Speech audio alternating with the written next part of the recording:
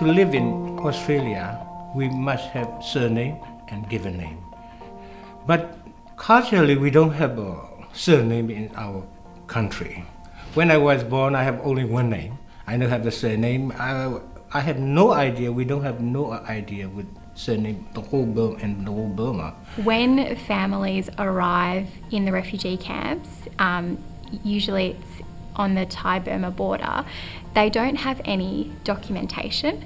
And when they enrol with UNHCR, often their names are incorrectly recorded on the forms. And usually it's because culturally, families don't have surnames, so they don't have family names. And so it results in lots of mistakes being made. And that's carried over when they come to Australia and sign up for different services. The mistakes are replicated. The head to lot mi senne ro lo da awa pa me le da workload wa cha be senne lo da ko ra ke o lo mo den. It's quite hard for them to sign up to social facilities such as seeing a doctor or applying for rent or getting Medicare cards, things like that. Things are simple everyday things, cause unnecessary stress and frustration.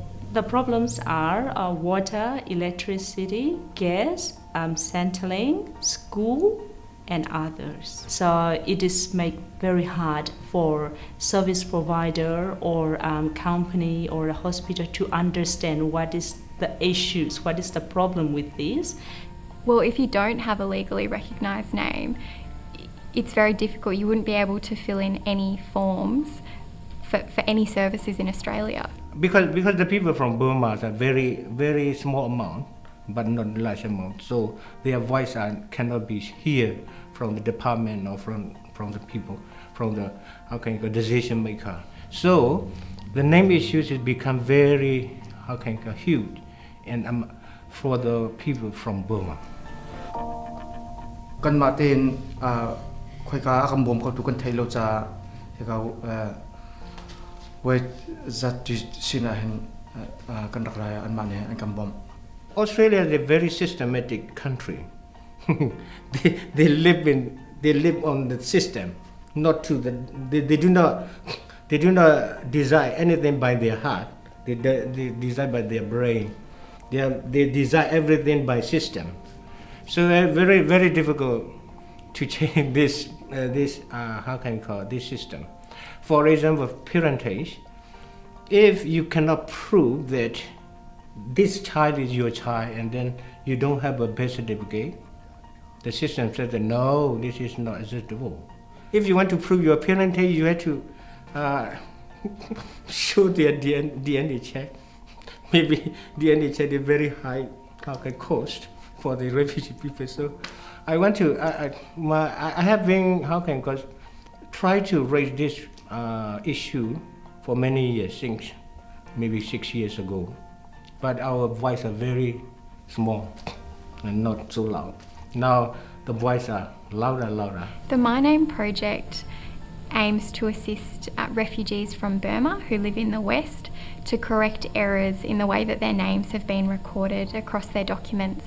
So we've been running application nights where families come in and we assist them in putting the applications through to the Births, Deaths and Marriages Department, making those applications and making the necessary statutory declarations to proceed the applications. The process that's currently available for people to correct their names requires a birth certificate, and because most families don't have birth certificates for their children, because most of the children were born in refugee camps that don't issue birth certificates, that's meant that that process wasn't accessible to the families. So as a result of this project, the registry's changed its policy and they're accepting other forms of evidence in lieu of birth certificates for refugee communities. This is the very first project that I have ever seen to support those issues to be raised to the immigration department.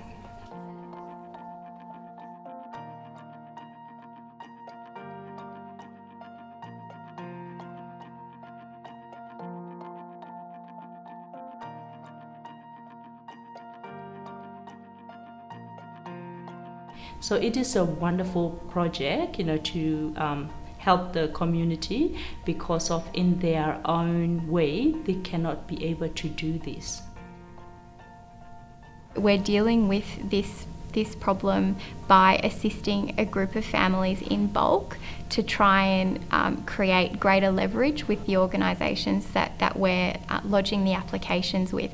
So it's also a strategic law reform project in that sense. Having looked at the guidelines and the legislation, there is an obligation on the department and generally Commonwealth departments to keep records that are accurate for these people.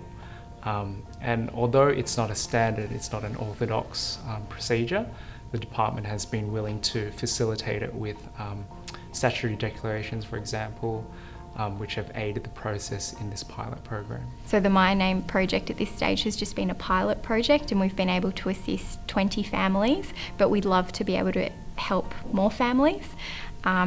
We would like to raise awareness amongst other settlement agencies. So we've partnered with 2 settlement agencies as part of this project, and now they're well aware of this avenue, but we'd like to expand that and work with other settlement agencies to help other families.